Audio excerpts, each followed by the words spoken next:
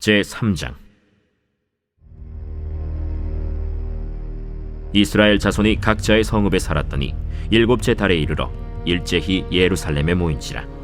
요사닥의 아들 예수아와 그의 형제 제사장들과 스알디엘의 아들 스룹바벨과 그의 형제들이 다 일어나 이스라엘 하나님의 제단을 만들고 하나님의 사람 모세의 율법에 기록한 대로 번제를 그 위에서 드리려 할세, 무리가 모든 나라 백성을 두려워하여 제단을 그 터에 세우고 그 위에서 아침 저녁으로 여호와께 번제를 드리며 기록된 규례대로 초막절을 지켜 번제를 매일 정수대로 날마다 드리고 그 후에는 항상 드리는 번제와 초하루와 여호와의 모든 거룩한 절기의 번제와 사람이 여호와께 기쁘게 드리는 예물을 드리되 일곱째 달 초하루부터 비로소 여호와께 번제를 드렸으나 그때 여호와의 성전지대는 미처 놓지 못한지라.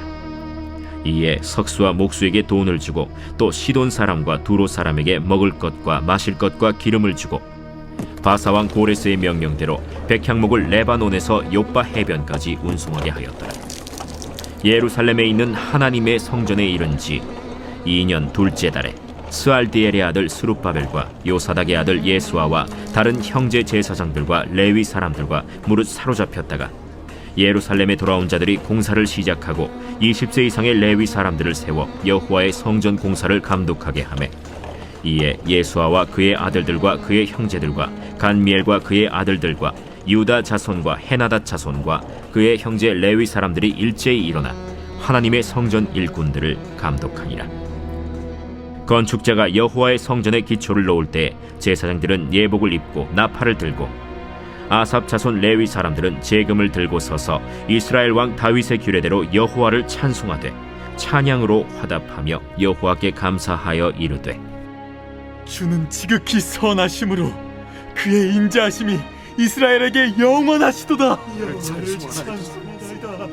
하니 모든 백성이 여호와의 성전 기초가 놓임을 보고 여호와를 찬송하며 큰 소리로 즐거이 부르며 제사장들과 레위 사람들과 나이 많은 족장들은 첫 성전을 보았으므로 이제 이 성전의 기초가 놓임을 보고 대성통곡하였으나 여러 사람은 기쁨으로 크게 함성을 지르니 백성이 크게 외치는 소리가 멀리 들리므로 즐거이 부르는 소리와 통곡하는 소리를 백성들이 분간하지 못하였더라.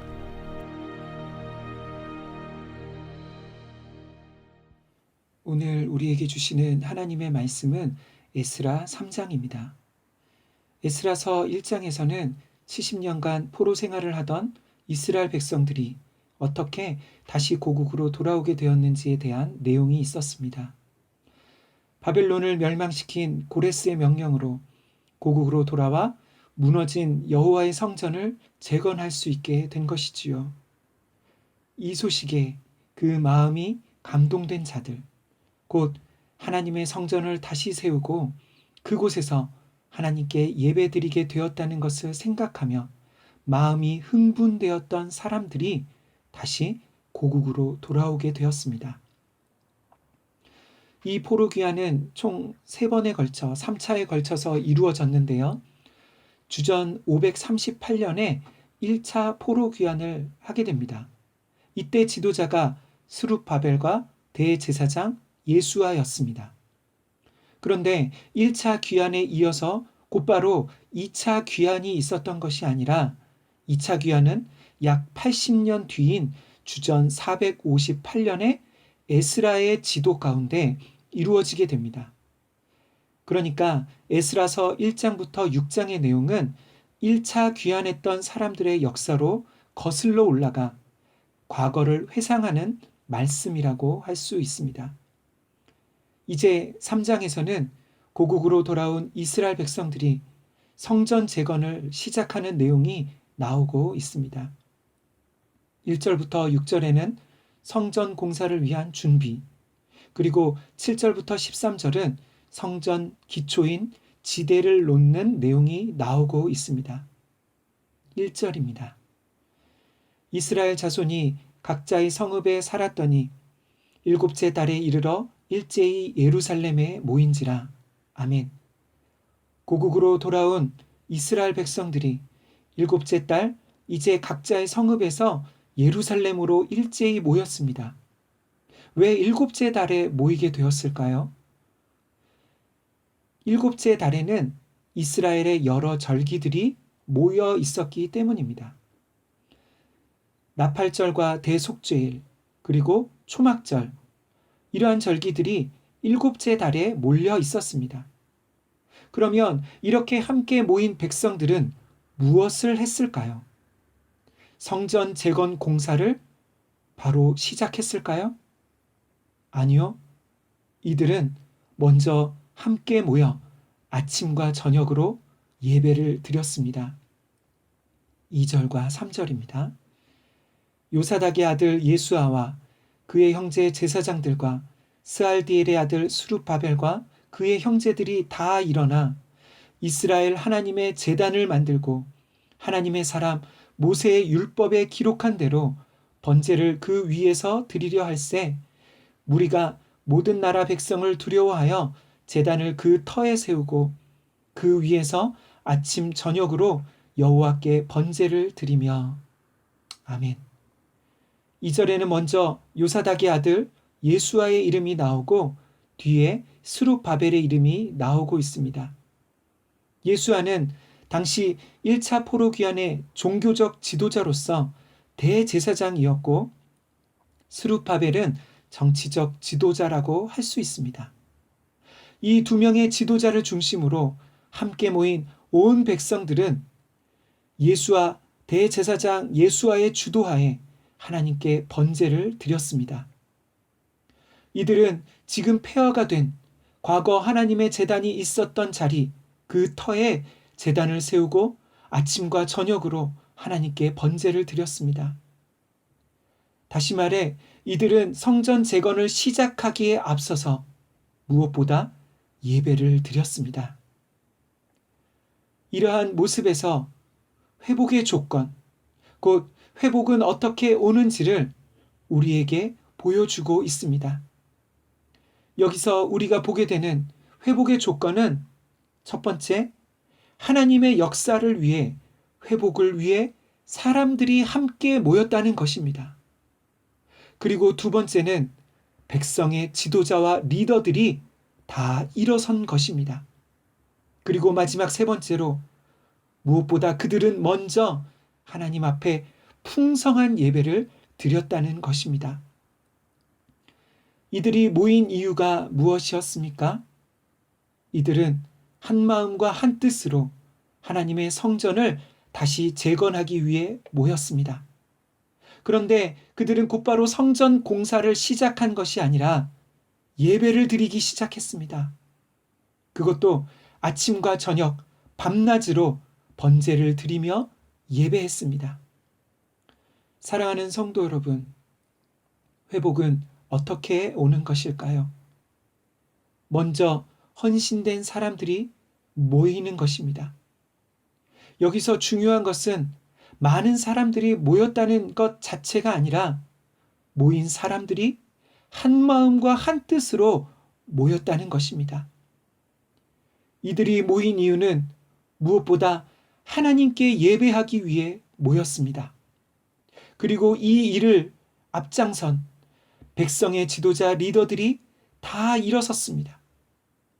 이들은 성전 공사를 시작하기에 앞서 아직 성전의 기초가 놓이기도 전에 아침과 저녁으로 하나님께 예배를 드린 것입니다. 오늘날 한국교회는 무엇보다 예배를 강조합니다. 그래서 예배 드리는 일, 예배로 모이는 일에 큰 열심이 있습니다. 그런데 문제는 무엇입니까? 그 예배를 드리는 사람들, 참여하는 사람들의 마음이 냉랭하고 식어진 형식적인 예배를 드린다는 것이지요.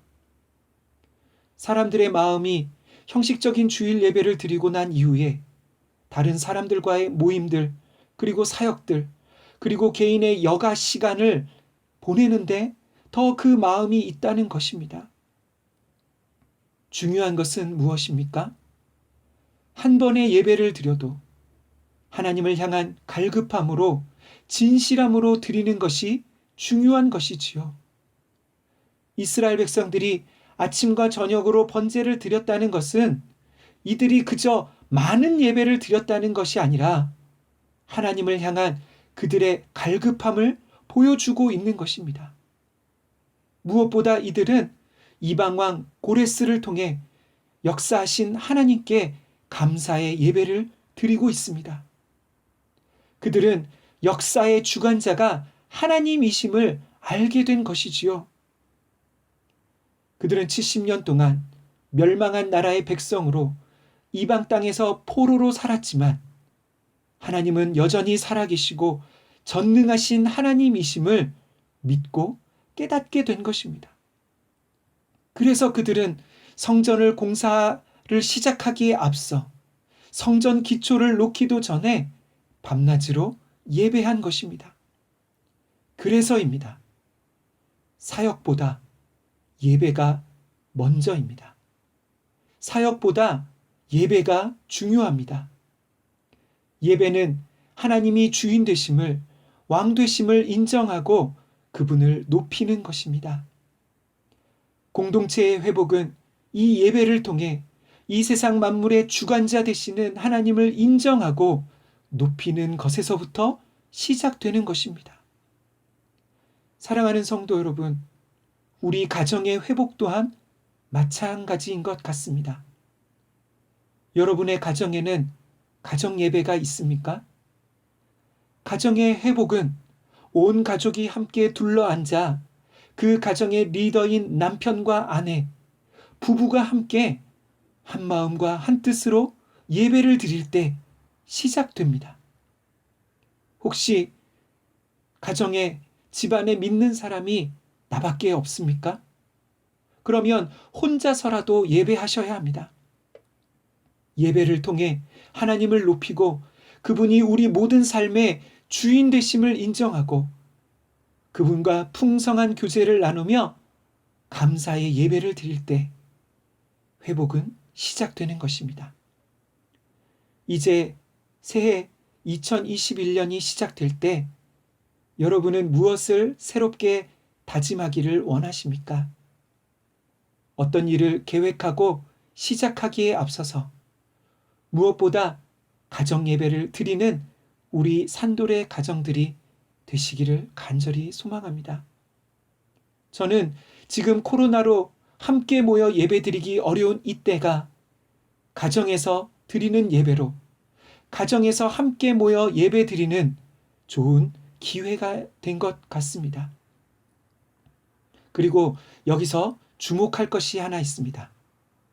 그것은 그들의 예배와 모든 절기와 의식을 행할 때에 모세의 율법에 기록한 대로 행했다는 것입니다. 이러한 표현이 2절에도 나오고 4절에도 기록된 규례대로 그들은 초막절을 지켰고 5절에는 항상 드리는 번제와 초하루와 모든 거룩한 절기마다 번제와 예물을 드렸다는 표현이 나옵니다. 또 성전의 기초를 놓을 때 다윗의 규례대로 그들은 여호와를 찬송했습니다.